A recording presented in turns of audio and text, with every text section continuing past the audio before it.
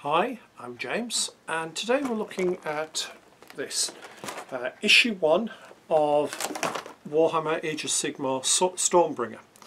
Now this is done by Hachette Partworks. Issue 1 that's just come out is $2.99. Now I don't intend to pick up the full series, but I thought this would just be quite a nice one. It's got some figures with it, so for $2.99 what are we going to get? Well, being me, I bought more than one, so I've got an opened one ready. We've got a poster, which I believe is A0 in size, or close on. Nice bit of artwork. Probably not one I'm ever going to use, but it's quite nice. Then you've got there a welcome piece, and actually quite usefully a picture of everything that you get if you get the complete set. So we've got that.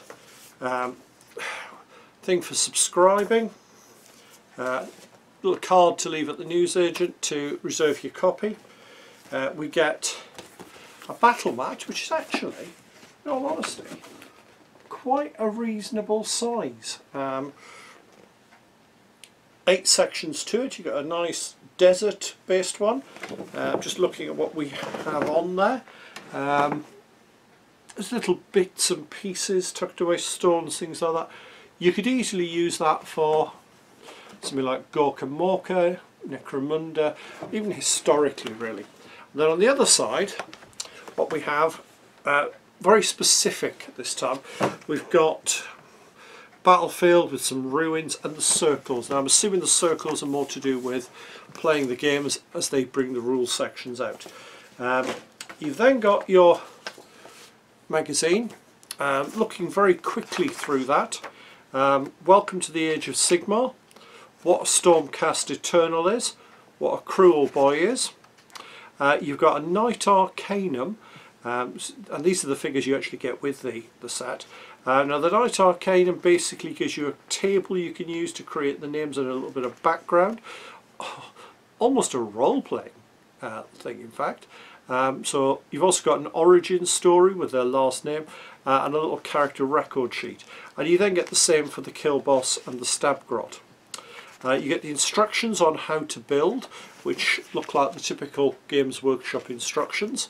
It talks about how to paint, and the painting guides are due to follow. It gives you a very simple starter game, which just features the Knight Arcanum and the killer boss. There's no movement. They basically move into one of the circles on the board, and then proceed to hit each other, both needing 3+ to hit on 3 dice, and then an armor save of 4+, and it's the first one who takes 6 hits who loses. So yeah, it's not exactly complex at the minute. Obviously that's going to build up as time goes on. Again, another set of pictures of everything that you get. What's in the next issue, which is 10 gut rippers, which are basically orcs, and then issue 3, 5 Vindicators. So it starts giving you that.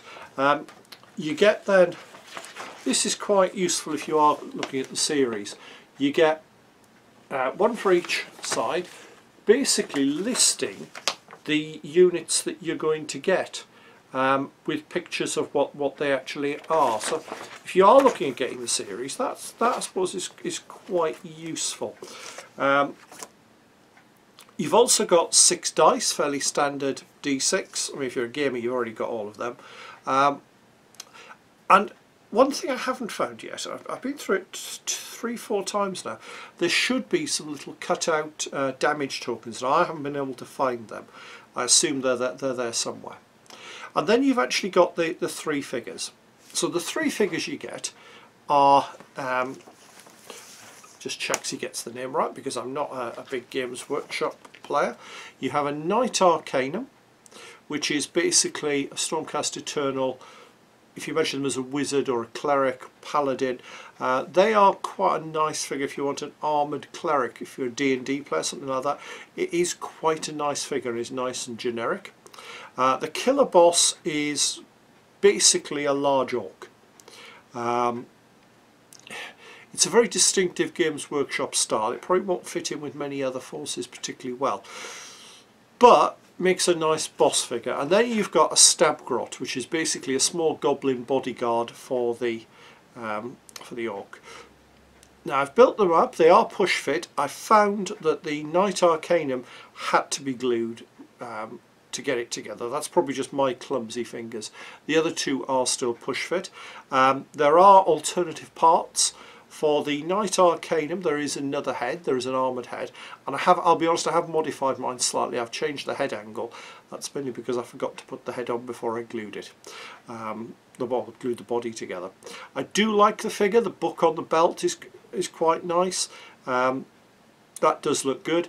And the killer boss, yeah, it's like I say, it's a nice enough figure. You've got the option of, instead of putting the shield on, putting a flail arm, so it becomes two weapons. Although in all fairness, it's the fantasy type axe that really would have needed two hands. Pay your money, you take your choice when you're doing fantasy. So they are nice enough little figures. Now, bearing in mind the whole issue is $2.99. I looked online on eBay, and the cheapest you can really get each of these sets, I'll class the two green skins together, was about a £5 each, so about £10. I've got them both for $2.99. Yeah, I'm probably not going to need many of them, but I do have two of each, because basically that was how many were left in the shop when I got there. It's something I might pick up a couple more of, just so I can do a bit of kit bashing. The book and things are quite nice little bits for themselves. You could easily just use that as a separate item. So yeah, as an issue it's quite good, but like I say, I don't have enough interest really in Age of Sigmar to buy the whole set. Hopefully that's been useful for you, and I'll see you soon for another review. Hopefully you've enjoyed the video. If you have, please click on the like button below so that I know what people like and I know what to make more of. Alternatively, if you've enjoyed it and think you'd like to see more, please click on the subscribe button. That way you get notified by YouTube whenever I bring out a new video. And you never know, there might be something in there that you hadn't considered, because I do cover a variety of things on the channel.